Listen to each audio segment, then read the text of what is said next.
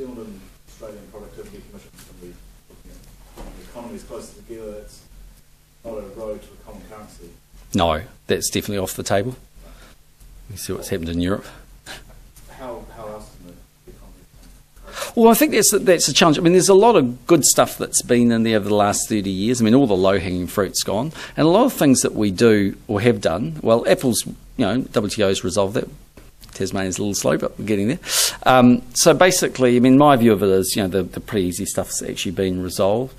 And a lot of it's good, often dry stuff that doesn't necessarily lead the front page of the newspaper, but is really important if you work in that industry. If you're a financial advisor, having mutual recognition in Australia and New Zealand is actually very important for your industry.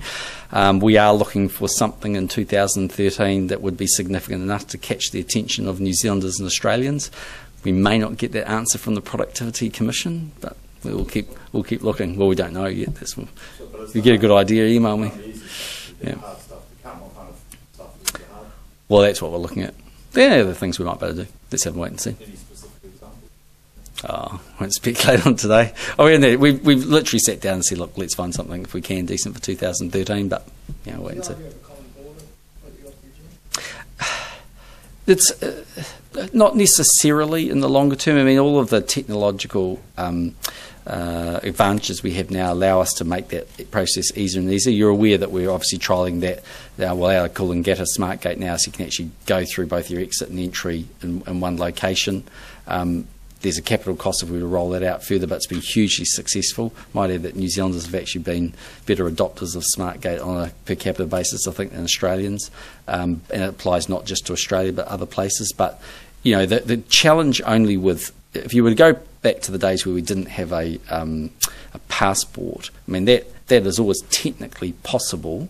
The only challenge is that on any trans-Tasman flight, there'll be a decent slug of people on that plane, more often than not, that are neither Australians or New Zealanders. And that's always been the challenge of making it a completely domestic experience, other than New Zealanders don't want to miss out on their duty-free. You set up a common system where both countries have confidence that whoever's coming in are facing the same checks, therefore.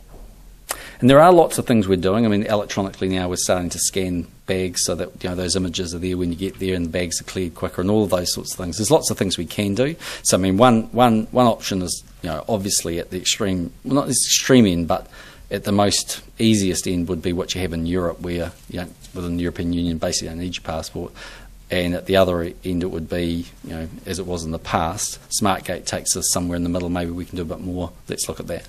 So this big announcement that you want in 2013 could be on moving people, or will it be... Well, literally, your guess is as good as mine, because we sat down and said, let's try and come up with something for 2013. But normally government decision-making is a bit more sophisticated than that. But at the moment, we're in the exploratory phase, so I'm open to ideas. I'll send you a jellyfish or a chocolate fish if you come up with a great idea.